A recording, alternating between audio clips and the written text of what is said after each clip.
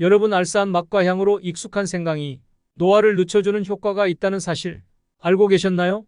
생강은 마치 식탁 위에 불로초인 것처럼 만병의 근원인 체내 독소와 염증을 싹 없애주고 몸속의 냉기도 잡아주는 최고의 명약입니다.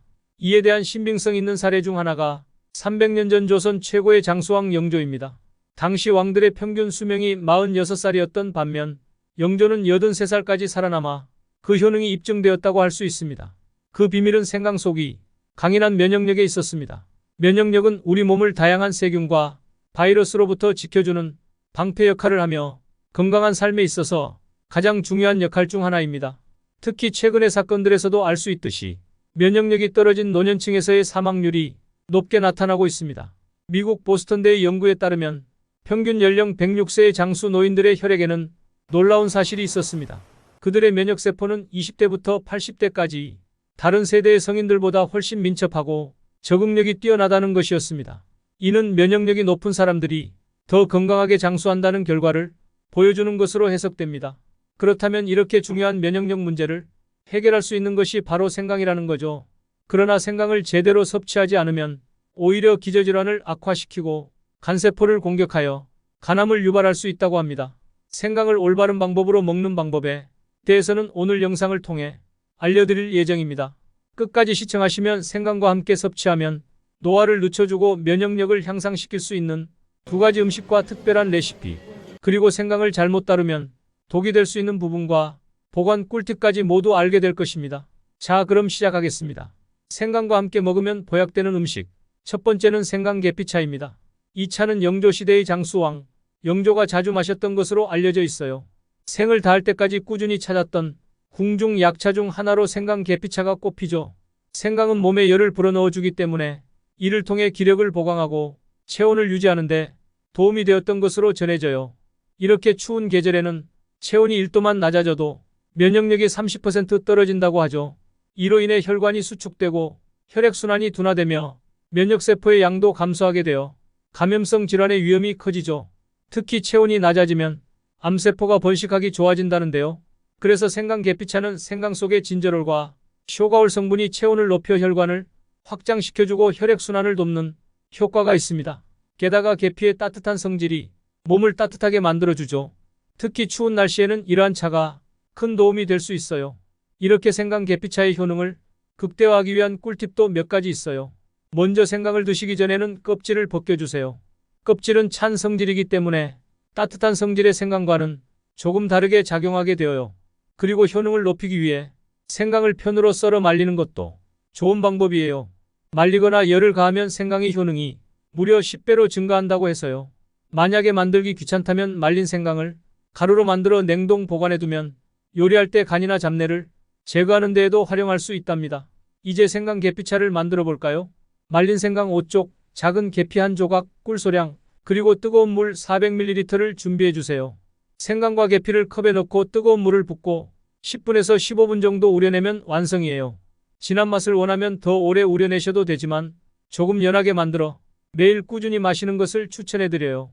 맛있게 우러난 생강 계피차에 꿀을 넣고 섞어주면 알싸하고 달큰한 향이 좋을 뿐만 아니라 몸이 따뜻해지고 혈액순환이 원활해지며 심신이 안정되는 느낌을 받을 수 있어요. 다만 혈관이 확장되는 효과가 있기 때문에 치질이나 혈관성 질환, 혈액 응고제를 복용 중이신 분들은 의사와 상담 후에 드시는 것이 좋아요. 생강 계피차를 즐겨보시면서 건강에 도움이 되기를 바랄게요. 여러분, 최근에 몸이 좀 피곤하고 쑤셔지시나요? 그럴 땐 생강과 함께 먹으면 보약이 되는 두 번째 음식을 소개해 드릴게요. 이번에는 생강 꿀 푸딩인데요. 생강과 꿀이 만나면 그 매운맛이 특별하게 어우러져서 우리 몸속이 나쁜 염증을 제거해 주는데 이게 바로 생강 꿀 푸딩의 효능입니다.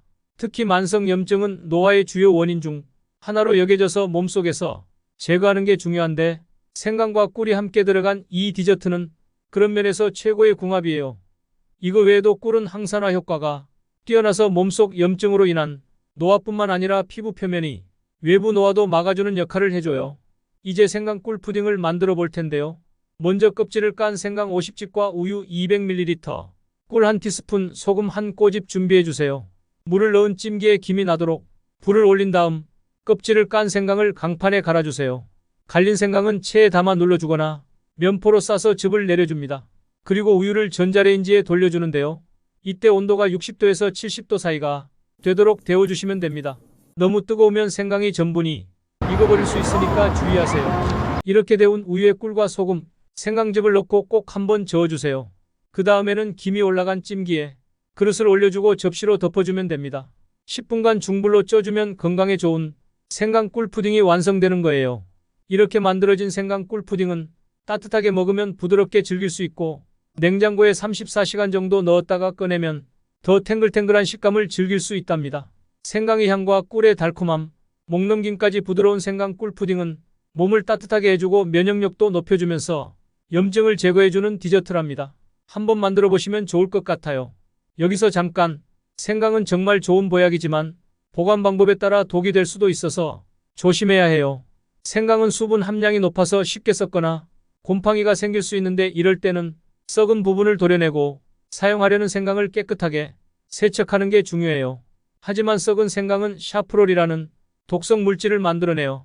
간세포를 파괴할 수 있고 곰팡이가 생긴 생강에서는 국립암연구소에서 1급 발암물질로 분류한 아플라톡신이 생길 수 있어서 이런 경우에는 썩은 부분만 제거하는 것은 절대 권장되지 않아요. 이미 발암물질이 번진 상태니까요. 그래서 생강은 썩은 부분이 있으면 과감하게 버리는 게 좋아요. 썩은 생강은 200도가 넘는 조리 과정에서도 발암물질이 제거되지 않기 때문에 정말 조심해야 해요. 생강을 보관하는 방법에 대해서도 알아봐야겠죠? 생강을 며칠 내로 사용하실 거면 세척하고 껍질을 깐 다음에 비닐이나 젖은 키친타올로 싸서 냉장 보관해 주세요. 2주 정도 보관하실 거면 흙이 묻은 상태 그대로 신문지에 싸서 통풍이 잘 되는 어둡고 서늘한 곳에 두면 돼요.